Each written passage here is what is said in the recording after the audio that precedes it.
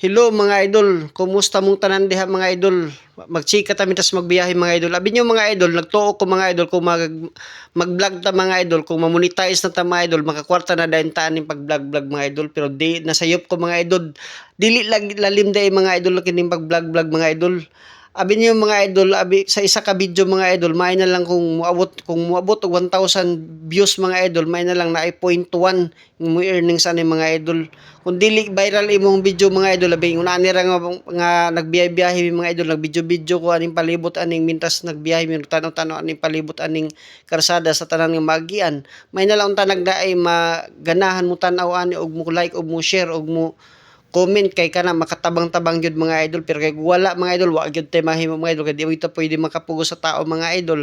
Pero sultian ta ka mga idol, baliko na to tong topic, dili dilali mag-vlog mga idol, dili dayon ka makakwarta aning pag-vlog mga idol. Labi na gusto pa ka nagsugod pa ka, gusto ka magpa-monetize. Pagpa-monetize pa lang nimo mga idol, kinahanglan ka mag-upload og original video, daghan kaayo nga video mga idol nga para mapansin ka mga idol ni Uncle M. Kay kung dili tapulan ka mag-upload, dili gid ka mapansin ni Uncle M mga idol. Kinahanglan mga idol, consistent ka sa imong pag-upload. So karon kung ma-monetize na ka, grabe na ka excited, lipay na kay ka, lukso-lukso ka sa imong kalipay kay abi nimo mga kwarta na ka, daily pa mga idol, sayop kay na mga idol, kinahanglan pa ka maghago og daghan pa mga video mga idol kay para maka earnings. Laliman ka sa isa ka video mga idol, may na lang og na 0.1 nga mo earnings mga idol. Pira lang kung maka-viral kag video mabot og million, pero bisan pa ganig million gamay kay earnings ana mga idol.